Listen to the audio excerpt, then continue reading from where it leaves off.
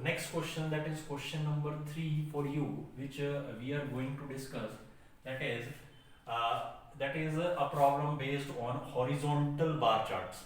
Horizontal bar chart जैसे कि मैं तुम्हारे साथ डिस्कस कर चुका हूँ, उसमें जो तुम्हारे पास वैल्यूज दी होंगी, जो मैग्नीट्यूड दिया होगा वो कहाँ पर दिया होगा, that will be given on x axis, ठीक है। और यहाँ पर आपको वेरियस आइटम्स दिए होंगे वाई एक्सिस पर। For example household utilities कुछ दी हुई हैं, टीवी दिया हुआ, refrigerator, vacuum cleaner, washing machine, telephone, car और van, central heating. Then percentage of household, तो ये आइटम्स हैं, या हाउस होल्ड का कितना परसेंट है वो यहाँ पर उसने दिया हुआ है, ठीक है। अब ये कि ये जो वाइट पोर्शन है ये आपको 2001 का ईयर बता रहा है, और जो ये ग्रे पोर्शन है ये आपको 2002 का ईयर रिप्रेजेंट कर रहा है। अब हॉरिजॉन्टल बार चार्ट देखो, कंसेप्ट वही है, सेम कंसेप्ट जो कि तुम वर्टिकल बार चार्ट या अभी तक ग्रुप्ड बार चार्ट में तुम डिस्कस कर चुके हो हमारे साथ प्रीवियस क्वेश्चंस में, सेम कंसेप्ट इसी में भी है। बट इसमें जो तुमने मैग्नीट्यूड की वैल्यू लेनी है वो एक्स एक्सिस पर लेनी है, समझ आ गया। तो मैग्नीट्यूड की वैल्यू कहाँ पर दी हुई है, उसने एक्स एक्सिस पर दे रखी है, बस इतना सा तुम्हें ध्यान रखना है। Otherwise concepts are same concept जो कि तुम वर्टिकल बार चार्ट में अप्लाई करते थे वो ही तुम हॉरिजॉन्टल बार चार्ट में अप्लाई करोगे। नाउ इन 2001 कुछ इसमें इजी से क्वेश्चन डिस्कस करते हैं। If the total number of households was 403 million, then what would be the number of households having washing machine. अब उसने ये बोला है कि 2001 में जो हाउसहोल्ड्स थे दैट वाज 403 मिलियन, कितने थे, 403 मिलियन, हाँ जी, टोटल नंबर ऑफ हाउसहोल्ड्स। तो मुझे बताओ ऐसे कितने हाउसहोल्ड्स थे जिनके पास वॉशिंग मशीन थी 2001 में। हाँ जी, 2001 में चेक करो एज ए वॉशिंग मशीन कहाँ पर है, दिस इज वॉशिंग मशीन। हाँ जी स्टूडेंट्स, तो वॉशिंग मशीन अगर तुम्हें ध्यान में है तो 2001 के लिए, so this is my that bar. तो इस बार को जब मैं एक्स एक्सिस पर लेके आऊंगा तो ये कहीं इधर आएगी, सो that will be around 65%, clear है। तो कितना हाउस होल्ड होगा, that is 65% of 403 million, clear है स्टूडेंट्स। तो 403 मिलियन का 65% कैलकुलेट करो तो ये कुछ 61.95 मिलियन के आसपास वैल्यू आएगी। बस इस क्वेश्चन के थ्रू मैं आपको यही बताना चाहता हूं कि आपको मैग्नीट्यूड की वैल्यू कैसे आइडेंटिफाई करनी है, क्लियर है। So this was my first question. Second question देखो, if the total number of households in year 2001 and 2002 were 360 and 403 million respectively, find the ratio of household using refrigerator in year 2001 and to that of using car in year 2002। हाँ जी, refrigerator 2001 check करो, refrigerator इन 2001 अगर मैं इसे check करूं तो student ये कितनी value आएगी, refrigerator in 2001, so that will B this white portion, so that will B 75%। हाँ जी, 2001 में वैल्यू कितनी दे रखी है हाउस होल्ड्स की, दैट इज 360 मिलियन। तो 75% किसका करोगे, दैट इज 360 मिलियन का करोगे। हाँ जी, नेक्स्ट उसके बाद उसने पूछा 2002 में चेक करो स्टूडेंट्स, दैट इज 403 मिलियन। हाँ जी, 2002 में दिया हुआ है 403 मिलियन। अब मुझे अगेन इसमें क्या, कौन सा आइटम चेक करना है, दैट इज कार। कौन सा आइटम चेक करना है, कार। 2002 कौन सा ग्राफ बता रहा है, that is this grey graph. हाँ जी, दैट इज 2002। हाँ जी, तो ये कौन सा बनेगा स्टूडेंट, तो ये वाला बार ग्राफ बनेगा। ये बार ग्राफ को जो एक्स एक्सिस पे ला रहा है लेके आया, so that will B 55%। So that will B 55%। किसका 55% करोगे आप, हाँ जी, दैट विल बी किसका करोगे, 403 का। तो स्टूडेंट ये क्या बनेगा, that will B 75 divided by 55 into 360 divided by 403। जब आप इसे सॉल्व करोगे तो आपके पास एक टर्म आएगी, दैट विल बी 1. क्लियर। तो इस तरीके से इस क्वेश्चन के थ्रू मैंने ये बताने की कोशिश की है कि आपको मैग्नीट्यूड या वैल्यू कैसे आइडेंटिफाई करनी है in case of horizontal bar charts. I think आपको ये क्वेश्चन समझ आया होगा। नेक्स्ट क्वेश्चन देखते हैं स्टूडेंट इसी में। So this was question number 3. Next is question number 4. देखिए,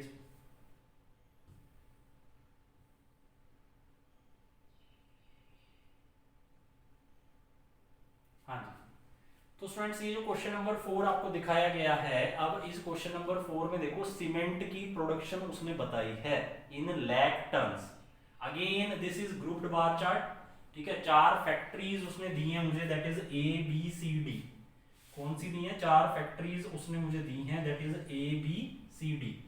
क्लियर है? So there are 4 factories A B C and D, ठीक है। और उसने A B C and D के लिए क्या दे दिया है मुझे? यहाँ पर प्रोडक्शन ऑफ सीमेंट दे दी है इन lakh tons, in lakh tons. तो ये वाई एक्सिस पर जितनी भी वैल्यू दी हुई है तुम्हें, that is in lakh tons cement की प्रोडक्शन बताई है, और ये फैक्ट्रीज के नेम दिए हैं उसने एक्स एक्सिस पर। क्लियर है? हर फैक्ट्री की प्रोडक्शन बताई है उसने। तो ये व्हाइट पोर्शन 2008 रिप्रेजेंट करता है, this grey portion represent 2009 and this black portion represent 2010। ये क्वेश्चन था स्टूडेंट। अब इस क्वेश्चन इससे रिलेटेड क्या है, इस ग्रुप्ड बार चार्ट से रिलेटेड देयर आर 5 क्वेश्चन जिनका मुझे आंसर करना है। Percentage increase in production of cement by factory B from 2008 to 2009। हाँ जी, फैक्ट्री बी में चेक करो परसेंटेज इंक्रीज कितनी हुई है 2008 से लेकर 9 तक। हाँ जी, 2008 से लेकर 9 तक अगर मैं बी का चेक करूं परसेंटेज इंक्रीज प्रोडक्शन में कितना हुआ है फैक्ट्री बी को लेकर फ्रॉम 2008 टू 2009। हाँ जी, अब चेक करो स्टूडेंट 2008 फॉर फैक्ट्री बी। हाँ जी, 2008 ये वाली वैल्यू है और 2009 कौन सी है? ये वाली वैल्यू है। 2008 अगर तुम चेक करो तो इसे जब मैं इधर इसे प्लॉट करूं तो ये कुछ 45 के आसपास आएगी, और 2009 में ये जो वैल्यू आएगी ये किसके पास आएगी? दैट इज 55 के आसपास आएगी। तो दो वैल्यू आई मेरे पास, एक 55 आई, एक 45 आई। तो 55 minus 45 again that is final value minus initial value divided by initial value into 100. So that will be 10 by 45 into 100. So that is 5 to the 10, 5 9 the 45. So that is 200 by 9. So that will be 9 to the 18, then 9 to the 18, then that is 22.2%. Clear है? तो कितना percentage increase हुआ है? That is 22.2%। So that is percentage increase कैसे निकालना आपने? Final value minus initial value upon initial value into 100। तो student this was my first question जिसका आंसर बना ऑप्शन डी। आई थिंक आपको क्लियर होगा, इसे हम पहले भी डिस्कस कर चुके हैं। नेक्स्ट क्वेश्चन देखिए इसमें। So this was my question number 1. Question number 2. The production of cement by factory B in 2009 and production of cement by factory D in 2010 together is what percent of production by factory A in 2008? और student देखिए इसे, first question में percentage increase उसने calculate करवाया है और यहाँ पर वो परसेंटेज पूछ रहा है। हाँ जी, अब स्टूडेंट इसमें ध्यान से देखो, जो फैक्ट्री बी है 2009 में और जो फैक्ट्री डी है 2010 में वो कितना प्रोडक्शन करती है। 2009 में जो फैक्ट्री बी है वो प्रोडक्शन करती है 55 lakh ton B in 2009। Then वो पूछ रहा है कि डी 2010 में कितना प्रोड्यूस करती है। हाँ जी, D 2010 that is black portion. इस ब्लैक पोर्शन को मैं अगर आगे लेके जाऊं straight line, so that will be 65 lakh tons. Then factory A 2008 में कितना प्रोडक्शन करती है? फैक्ट्री ए 2008 में कितना प्रोडक्शन करती है? तो 2008 white portion, so that is 60। Then उसने पूछा है कि ऊपर वाला जो B 2009 में और D 2010 में जो प्रोडक्शन कर रहा है उसका अगर मैं उन दोनों को एक साथ ले लूं वो कितना परसेंट है फैक्ट्री A के प्रोडक्शन में फॉर 2008। तो दैट मींस उसने क्या बोला है 55 प्लस 65 इज व्हाट परसेंट को x% दे देता हूं, what percent of production of A in 2008 that is 60। हाँ जी, यूनिट सेम है, लैख टन्स कैंसिल आउट हो जाएंगे। 55 और 65 कितना बनेगा students? So that will B 5 5 10 6 और 5 11 that is 120 is equal two percent को हटाने के लिए x पर 100 into 60। हाँ जी 60 टू द x इज 200%, कितना बनेगा 200%। तो क्या बनेगा आपका आंसर, दैट इज ऑप्शन ए। तो आई थिंक आपको ये क्वेश्चन भी क्लियर होगा कैसे हमने इसे सॉल्व किया है। हाँ जी जल्दी से नोट डाउन करेंगे।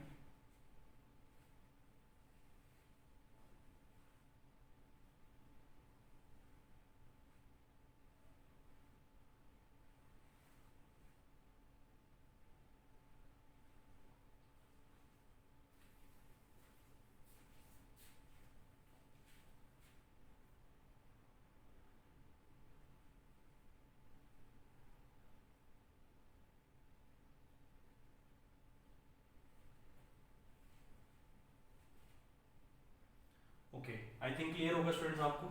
नेक्स्ट देखते हैं इसमें, अब इसे रब कर रहा हूं मैं।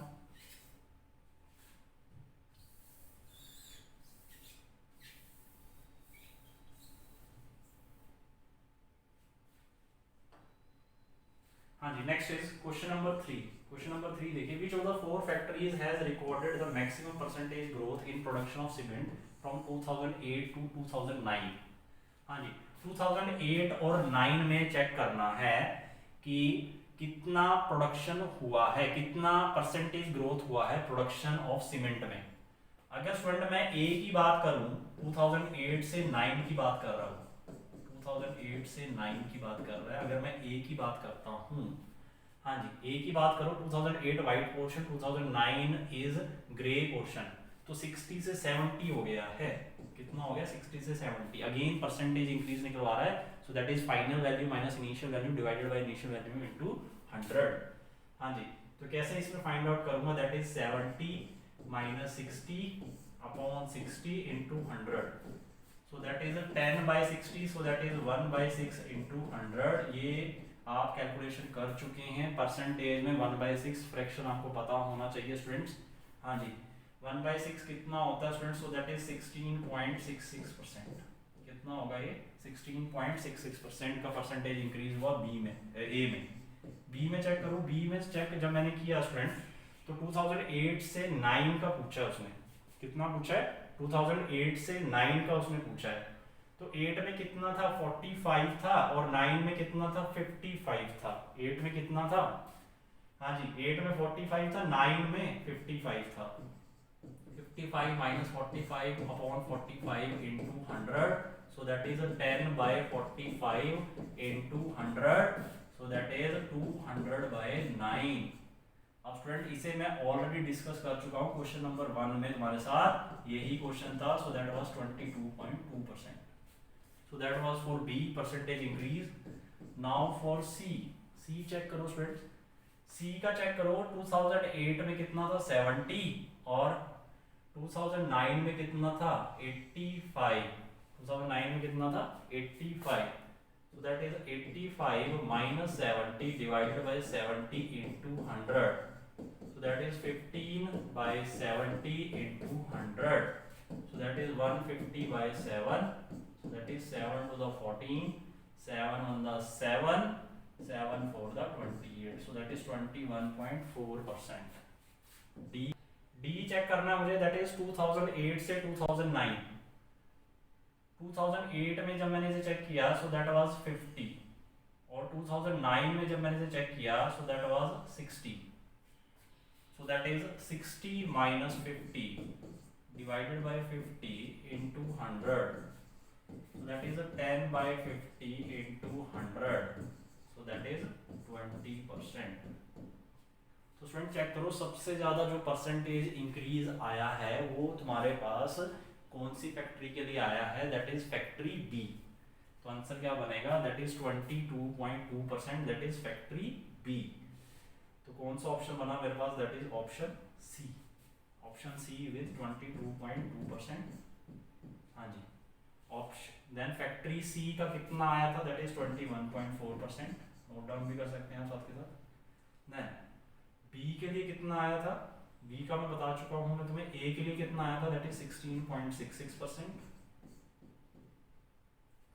डी के लिए कितना आया था 20%। हाँ जी तो इसका आंसर क्या बनेगा, ऑप्शन सी। हाँ जी स्टूडेंट्स, तो आई थिंक यहाँ तक ये 3 क्वेश्चन आपको क्लियर होंगे इस ग्रुप्ड बार चार्ट का। ठीक है, जल्दी से नोट डाउन करेंगे।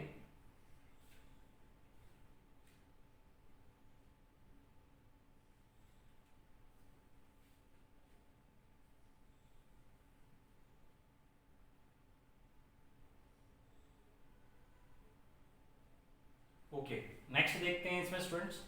अब ये तो था 2008 से लेकर 2009 तक की मैक्सिमम परसेंटेज ग्रोथ कौन सी फैक्ट्री के लिए आया, so that was B, factory B. अब 2009 से 10 के लिए निकालना है मुझे, 2009 से 10 के लिए मुझे फाइंड आउट करना है परसेंटेज इंक्रीज।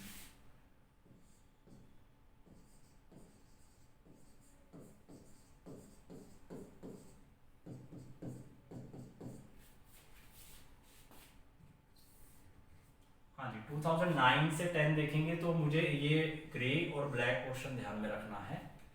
हाँ जी, 2009 के लिए जब मैंने इसे चेक किया तो 2009 में ये आ रहा है that is 70 and this is 75, 70 and 75। ए के लिए कितना आ रहा है, 70 एंड 75। इसे निकाल लेंगे, जल्दी से फाइंड आउट करने की कोशिश करेंगे। 70 और 75 में परसेंटेज इंक्रीज निकालिए जल्दी से। तो स्टूडेंट क्या होगा, that is 75 minus 70 final minus initial value upon initial value into 100, so that is 5/70 into 100, so that is 100/14, so that is 50/7, so that is 7 7 the 49 1, so that is 7.1% के आसपास आएगा। that is option A, that is factory A. Now for factory B for the year 2009-10, as you can see this gives a only one value, that is 65 lakh tons। तो दोनों का कितना है, 65 upon 65 into 100। तो क्या इसमें कोई growth होगी, नो ग्रोथ, कोई भी ग्रोथ नहीं होगी इसमें। ठीक है, उसने क्या पूछा है, that is maximum percentage growth पूछा है उसने इस क्वेश्चन में हमसे। क्लियर है स्टूडेंट? हाँ जी, नेक्स्ट देखिए सी के लिए अगर मैं चेक करूं तो सी के लिए क्या है, 2009 में जो वैल्यू है वो ज्यादा है एज कंपेयर टू 2010। तो 2009 में जो वैल्यू थी दैट वाज 85 और जो 2010 में जो वैल्यू थी दैट वाज 80। क्लियर है, 85 से 80 हो गया है, तो इसका मतलब क्या हुआ है, 85 से 80 हो गया है। क्लियर है, तो इसका मतलब डिक्रीज हो गया है। क्या हो गया है, डिक्रीज। तो हमें तो क्या चाहिए, हमें तो ग्रोथ चाहिए। तो सी के लिए तो निकाल नहीं सकते क्योंकि इसमें तो फॉल हुआ है, बी में कोई ग्रोथ है ही नहीं। डी में चेक कर लेते हैं स्टूडेंट। तो जब तुम इसे ड्रॉ करोगे तो ये कितना बनेगा, that is 65 final value minus 60 divided by initial value 60 into 100। तो कितना बनेगा, that is 5/60 into 100, so that is 1/12 into 100। तो इसे जब मैंने सॉल्व किया तो कितना बन जाएगा, ये चेक करो जल्दी से, 50/6 या मैं बोलूँ 25/3, सो दैट विल बी अराउंड 8.3 के आसपास इसमें ग्रोथ आएगी। तो सबसे ज्यादा ग्रोथ कौन से में आया, that is option A, that is D part. तो डी में सबसे ज्यादा ग्रोथ मिलेगी, दैट इज 8.33%। तो आई थिंक स्टूडेंट्स आपको क्लियर होगा, डी में सबसे ज्यादा ग्रोथ मिली, that is 8.3%। So this was question number 4. Question number 3 we have done, question number 4 we have done। दोनों सिमिलर से क्वेश्चन थे। एक में वो 2009 का परसेंटेज इंक्रीज निकलवा रहा था ओवर 2008, और एक में वो 2010 का परसेंटेज इंक्रीज निकलवा रहा है ओवर 2009। लास्ट क्वेश्चन देखिए, इसमें इसके पार्ट, इसका जो लास्ट पार्ट है, difference between average production of cement by 4 factories in 2009 and average production by same factories in 2008। Average में डिफरेंस कैलकुलेट करवा रहा है चारों फैक्ट्रीज का। हाँ जी, सॉल्व करेंगे जल्दी से।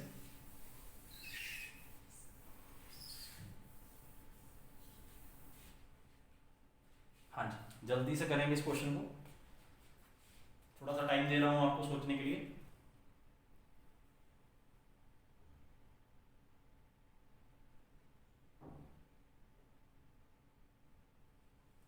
हाँ जी, difference between average production of cement by 4 factories in 2009। 2009 कौन सा है, that is grey portion, and 2008 कौन सा है, दैट इज व्हाइट पोर्शन। तो 2008 का पहले मैं एवरेज निकाल लेता हूँ, 4 फैक्ट्रीज है तो 4 से डिवाइड करना पड़ेगा। तो सबसे पहले वैल्यू है 60 व्हाइट की, दूसरी जो वैल्यू है दैट इज 45, देन व्हाइट की जो another value है that is 70, then other जो white portion की value है that is 50। तो इन्हें ऐड करेंगे जल्दी से, 60 45 70 50, so that is 60 plus 70 130, 130 plus 50 that is 180, 180 और 45 कितना बनेगा, that is 225। तो ये हो गया 2008। 2009 इनका एवरेज का डिफरेंस पूछा है। अगर 4 फैक्ट्रीज की तुम्हारे पास यहाँ पर मैंने प्रोडक्शन बता दिया 2008 में, तो उसका एवरेज कितना होगा, सो दैट इज 225/4 होगा। क्लियर है। दूसरा देखो इसमें 2009 में अगर मैं चेक करता हूँ, 2009 का डाटा मुझे चारों फैक्ट्रीज का लिखना है यहाँ पर। हाँ जी, 2009 में जल्दी से लिखिए, यहाँ पर चेक करो कौन कौन सा डाटा बनेगा। यहाँ पर कितना आ रहा है इसमें 2009 में, दैट इज 70। अगला चेक करो 2009, that is grey portion, that is 55। हाँ जी, नेक्स्ट ग्रे पोर्शन चेक करो स्टूडेंट जल्दी से, 2009 that is 85। Then grey portion check करो दोबारा से, सो दैट इज 60। कितना बनेगा ये 60। 70 प्लस 55 प्लस 85 प्लस 60 ऐड करो इन्हें जल्दी से। 70 और 60 कितना हो जाएगा 130। हाँ जी, 85 और 55 कितना हो जाएगा 140। 140 और 130 कितना हो जाएगा, दैट इज 270। इसका भी एवरेज क्या होगा, दैट इज 270/4। हाँ जी स्टूडेंट्स, डिफरेंस कितना हुआ दोनों में, 270 माइनस 225 डिवाइडेड बाय 4। हाँ जी, so that will be 45 divided by 4, so that will be 11 point, हाँ जी 11 for the 44, then 11.25। क्या आंसर बनेगा इसका 11.25। तो दोनों की एवरेज में कितने का डिफरेंस आएगा, दैट इज 11.25। तो आई थिंक स्टूडेंट्स आपको एक क्वेश्चन क्लियर होगा। फिफ्थ का आंसर क्या आएगा, दैट इज ऑप्शन बी। जल्दी से नोट डाउन करेंगे sir.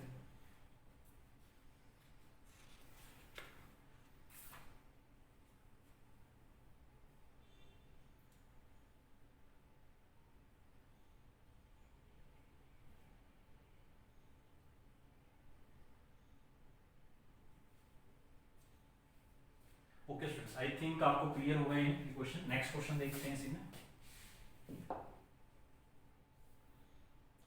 So next question is question number 5। तो स्टूडेंट्स ये जो क्वेश्चन नंबर 5 है, मैं इसमें आपको क्या कर रहा हूँ, एक सब डिवाइडेड बार ग्राफ दिखा रहा हूँ। तो आपको एक बार दिया होगा, कुछ बार्स दिए होंगे जो कि फर्दर डिवाइडेड होंगे, जिसे कि मैं तुम्हारे साथ पहले भी डिस्कस कर चुका हूँ थ्योरी पार्ट में। क्लियर है। So this is question number 5 related to that only. अब स्टूडेंट ये क्वेश्चन आया हुआ है एक एग्जाम में, प्रीवियस ईयर एग्जाम्स में ये कुछ क्वेश्चंस आए हुए हैं इससे रिलेटेड। इसको आपको ध्यान में रखना है और कैसे सॉल्व करना है वो हम डिस्कस करेंगे यहाँ पर। इन क्वेश्चंस को हम कैसे सॉल्व करेंगे। हाँ जी, तो यहाँ पर स्टूडेंट ध्यान से देखो, यहाँ पर तुम्हें परसेंटेज दिया हुआ है, परसेंटेज दिया हुआ है यहाँ पर तुम्हें, और यहाँ पर तुम्हें ईयर्स दिए हुए हैं। तो आपको 2 ईयर्स का डाटा दिया हुआ है, 2012 और 2013 का। ठीक है, तो इसमें क्या बताया हुआ है कि percentage of 6 different types of car manufactured by a company over 2 years. तो 6 डिफरेंट टाइप्स ऑफ कार्स क्या की जा रही है, मैन्युफैक्चर की जा रही हैं, और उन कार की टाइप्स तुम्हें बता दी गई हैं, that is P, Q, R, S, T and U। ठीक है, तो ये सिंबल्स क्या बता रहे हैं, that is types of car. तो 2012 एक ईयर है। ठीक है, और इसमें जो तुम्हें ये बार ग्राफ जो ये बार दिखाई गई है, इसे फर्दर क्या कर दिया गया है, इसकी डिविजन्स कर दी गई हैं। ठीक है, इसे सब डिवाइड कर दिया गया है काफी सारे पोर्शंस में, ठीक है। तो ये वाइट पोर्शन आपको क्या दिखा रहा है, यहाँ पर P दिखा रहा है, दिस पोर्शन Q दिखा रहा है, ठीक है। ये डॉटेड पोर्शन क्या दिखा रहा है, R दिखा रहा है, एंड ये जो पोर्शन है वो क्या दिखा रहा है आपको, S दिखा रहा है, दिस पोर्शन T दिखा रहा है, ये पोर्शन क्या दिखा रहा है, U दिखा रहा है। सिमिलरली वहां पर भी ऐसे ही कुछ दिखाया गया आपको, क्लियर है। तो इस क्वेश्चन को भी हम सोल्व करेंगे, ठीक है। यहाँ पर आपको परसेंटेज दिखाई गई है और यहाँ पर उसने क्या बताया है, 2 ईयर्स दिखाए गए हैं, क्लियर है। तो अब ये जितनी भी इसकी रेंज होगी, जो ये डिफरेंस होगा इसकी अपर लिमिट और लोअर लिमिट में, वो आप यहां से निकाल सकते हैं इस परसेंटेज से, क्लियर है। तो इतना percent of total number of car produce. अगर मैं ये बात करूं कि P के लिए अगर तुम देखो तो P का जो लोअर लिमिट है that is 0, upper limit is 30, तो P टाइप ऑफ कार्स कितनी होंगी, 30%, क्लियर है। 30% जो कार्स प्रोड्यूस हो रही है 2012 में, that is P type of cars. Total cars कितनी प्रोड्यूस हो रही है, 3,50,000, तो 30% ऑफ 3,50,000 अगर आप करोगे तो क्या नंबर आ जाएगा आपके पास, that is P type of cars. Similarly अगर आप Q के लिए करोगे, Q की रेंज कहां से कहां तक है, दैट इज 30 से लेकर 45, तो अगेन 15%, तो 15% ऑफ 3,50,000 करोगे तो आपको आपके पास Q टाइप ऑफ कार्स आ जाएंगे। तो ये इस तरीके से आपको क्या दिए गए हैं, कुछ सब डिवाइडेड बार चार्ट दिए गए हैं। तो स्टूडेंट इसमें फर्स्ट क्वेश्चन क्या है, ध्यान से देखो, total number of cars of models P, Q and T manufactured in 2012 is. तो सबसे पहले मैं इनकी परसेंटेज कैलकुलेट कर लेता हूं। 2012 की अगर वो बात कर रहा है तो P तो आपको साफ साफ दिख रहा है, दैट इज 30%, P 30% है। Q देखो 30 से 45 कितना हो गया, दैट इज 15%। T कितना हो गया, T को चेक करो, T हो गया 75 से लेकर 90, तो ये कितना बन जाएगा, दैट इज 15%। तो टोटल परसेंट कितना हो गया, 30 प्लस 15 दैट इज 45, 45 प्लस 15 कितना हो जाएगा, दैट इज 60%। 60% किसका करूंगा, टोटल जितनी कार्स प्रोड्यूस हुई हैं, दैट इज 3,50,000। करो जल्दी से solve, so that will B 60 into 3,500। हाँ जी, 6 5 the 30, 6 3 the 18 और 321 and that will B 3 zeros। तो ये कुछ क्या वैल्यू आएगी, that will B 2,10,000, so that is 2,10,000 will be your answer. तो फर्स्ट का ऑप्शन बनेगा ऑप्शन सी। तो आई थिंक आपको फर्स्ट क्वेश्चन क्लियर होगा स्टूडेंट्स। सेकंड क्वेश्चन सॉल्व करेंगे, जल्दी से देखो इसमें। फर्स्ट क्वेश्चन इजीली आपने देख लिया है, ऑब्जर्वेशन थी इसमें। सेकंड क्वेश्चन देखो, what was the difference in the number of Q type of cars produced in 2012 and that in 2013। हाँ जी, अब देखो इसमें टोटल नंबर अलग अलग है, डायरेक्ट आप डिफरेंस नहीं ले सकते हो। Q में देखो, Q यहाँ पर 15% है, टोटल कार्स का Q कितना है, 15% ऑफ 3,50,000। और यहाँ पर Q कितना परसेंट है, चेक करो, यहाँ पर Q कहाँ से कहाँ तक आ रहा है, दैट इज 40 से लेकर कहाँ तक है, 60 तक।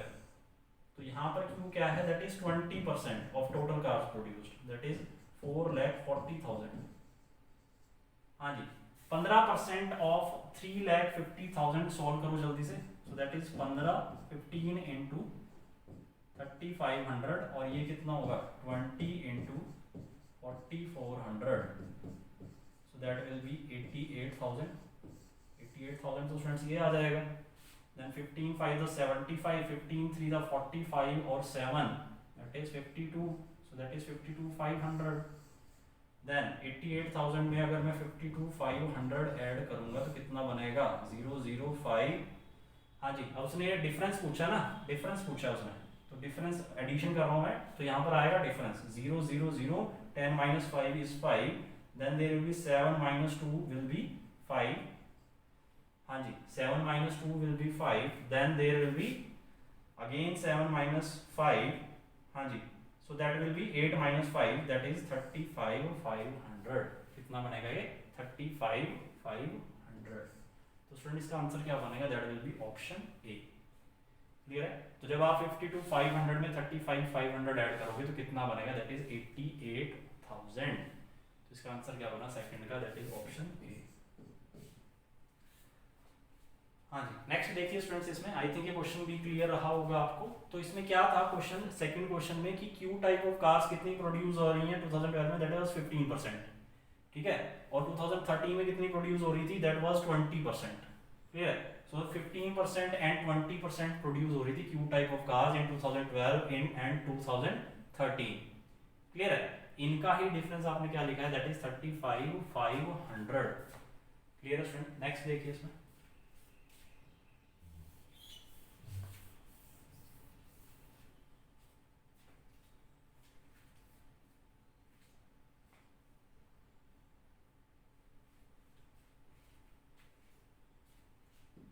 हाँ जी, if the production percentage of P type of car in 2013 was same as that in 2012, then the number of P type of cars produced in 2013 would have been। अब मुझे ये बताना है कि जो प्रोडक्शन परसेंटेज है P type of cars in 2013 was same as that in 2012। तो student उसने क्वेश्चन क्या दिया है, उसने क्वेश्चन में ये बोला है कि जो 2013 में जो प्रोडक्शन परसेंटेज है P टाइप ऑफ कार वो सेम है एज इन 2012। तो 2012 में P टाइप ऑफ कार्स का जो प्रोडक्शन परसेंटेज है दैट इज 30%, और ये ही अब 2013 में अगर तुम ध्यान से देखो ये 40% हो गया है, ये कितना हो गया 40%। अब उसने बोल दिया है कि जो 2012 का जो प्रोडक्शन परसेंटेज है वो आपको लेना है as in 2013, so that will be 30%, so that will be 30%, क्योंकि 2013 में तो 40% है। तो ये बताओ कि 2013 में कितनी प्रोडक्शन होती अगर 30% रहा होता तो 30% किसका कर दो स्टूडेंट आप, total number of car produce in 2013, so that is 4,40,000, हाँ जी। So that will be 30 by 100 into 4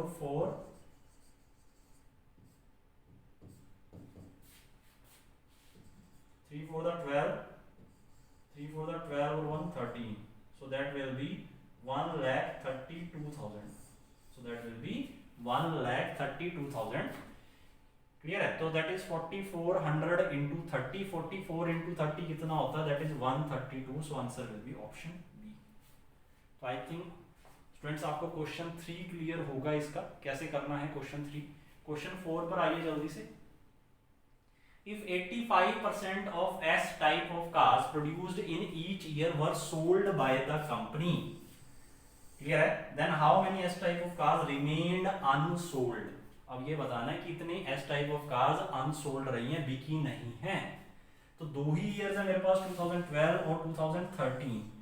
तो जब मैं इन्हें सॉल्व करूंगा तो S type of cars check करो स्टूडेंट, ये कितना है, दैट इज 65 से लेकर 75, क्लियर है। तो इसका मतलब 10% कार्स 2012 में 10% S type of cars produce हुई हैं, तो 10% किसका करोगे, अगेन दैट इज 3,50,000, हाँ जी।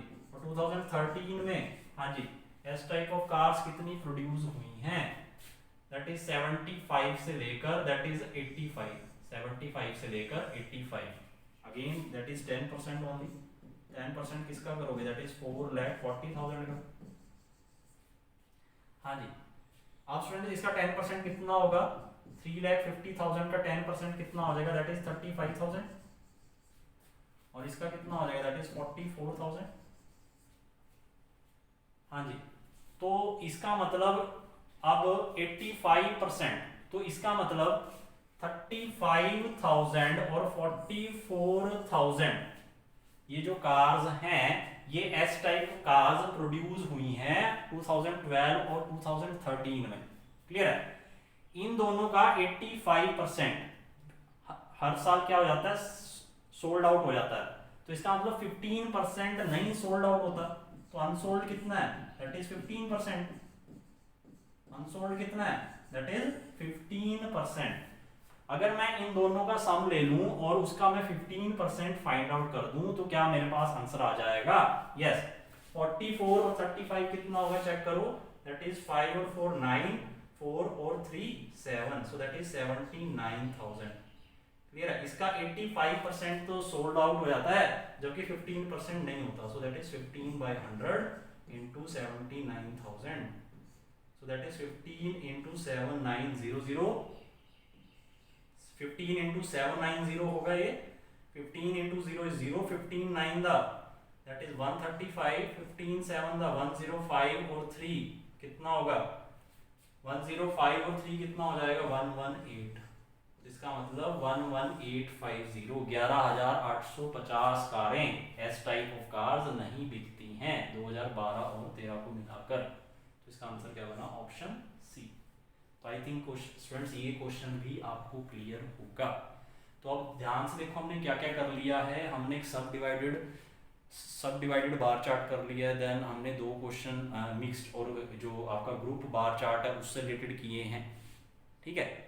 देन उसमें हमने परसेंटेज, एवरेज, देन मैंने हॉरिजॉन्टल बार चार्ट हमारे साथ डिस्कस किया, परसेंटेज एवरेज रेशो के question we have discussed, percentage increase decrease we have find out. Clear students? तो ये कुछ क्वेश्चंस थे जिसमें हमने अलग अलग बार चार्ट से रिलेटेड हमने क्या किए हैं, क्वेश्चन डिस्कस किए हैं। तो let us see here now. अब एक क्वेश्चन आपके लिए रहेगा जिसमें आपको 5 मिनट का टाइम दिया जाएगा, जिसे आपको क्या करना है, सॉल्व करना है। जल्दी से देखेंगे यहाँ पर।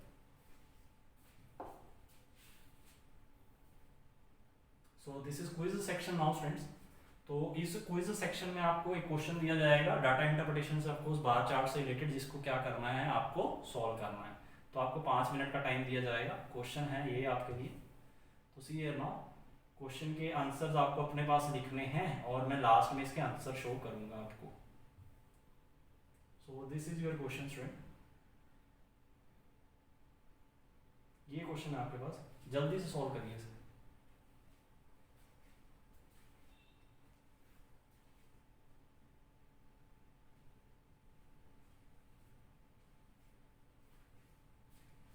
पाँच मिनट का टाइम है आपके पास।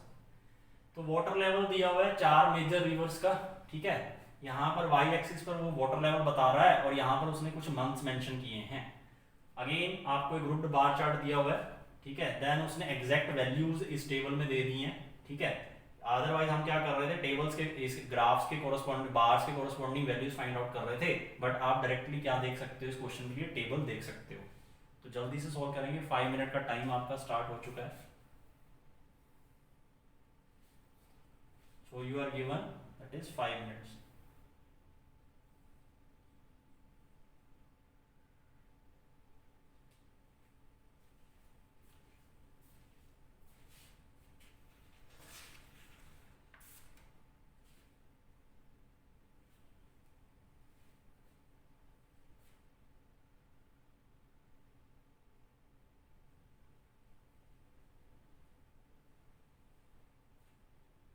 फाइव मिनट का टाइम है आपके पास, जल्दी से सॉल्व करेंगे।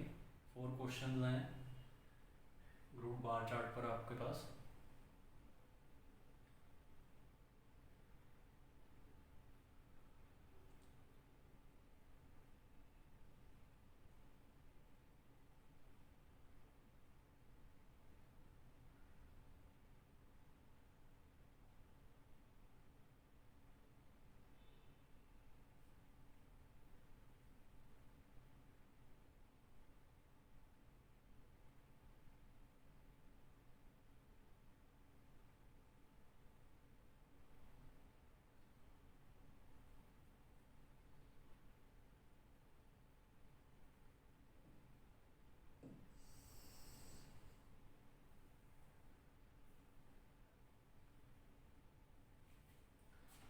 स्टूडेंट ये आपको बार चार्ट दिया हुआ है और उसी बार चार्ट से रिलेटेड ये टेबल दिया हुआ है जहां पर तुम्हें एग्जैक्ट डाटा उसने मेंशन किया है। तो आई थिंक क्वेश्चन तुम समझ गए होगे क्या क्वेश्चन दिया हुआ है। वाई एक्सिस पर वो वाटर लेवल बता रहा है 4 मेजर रिवर का इन मीटर्स, और यहाँ पर वो कुछ मंथ्स शो कर रहा है और उन मंथ्स का data according to river wise उसने यहाँ पर शो कर दिया है, ठीक है। रिवर ए के लिए कौन सा सिंबल है, रिवर बी के लिए कौन सा सिंबल है, सी के लिए कौन सा है, डी के लिए कौन सा है, वो भी उसने यहाँ पर बताया है। सो ये जो फर्स्ट वाली रिवर है that is A B C D. First जो ग्राफ है, so that represents river A, then B, then C, then D. तो स्टूडेंट जल्दी से करने की कोशिश करते हैं। The water level of river A in July is decreased by 20%, then what will be the water level of river A in July. अब check करो, river A in July water level कितना है, that is 205, July month and river A 205। इसका decrease हो जाता है water level 20% से, तो कितना बचेगा, दैट इज 80%। 80% किसका करना पड़ेगा, परसेंट, 80 पर 100 इंटू दैट इज 205। हाँ जी, सोल्व करो इसे जल्दी से।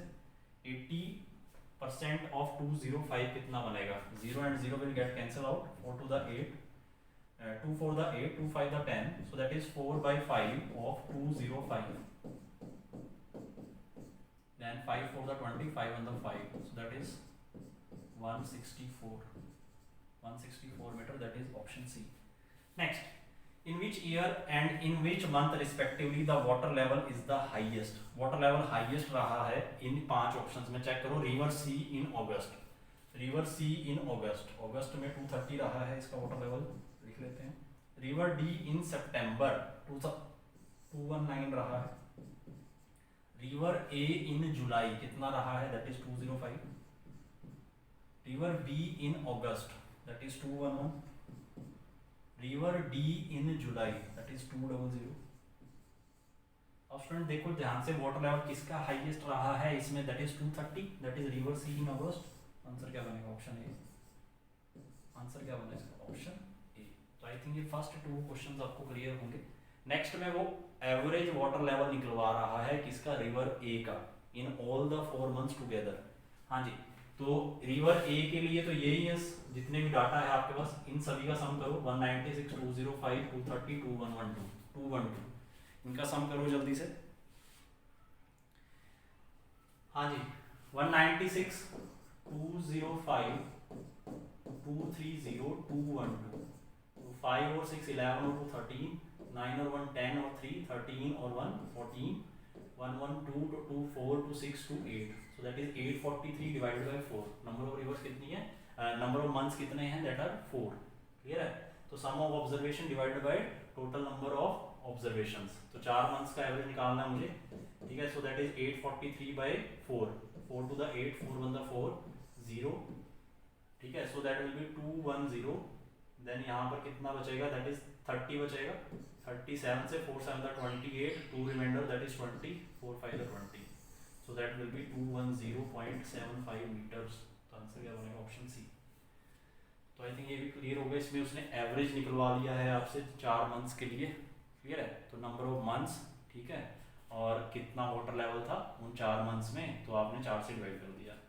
What was the respective ratio between level of river C in September and water level of river B in June.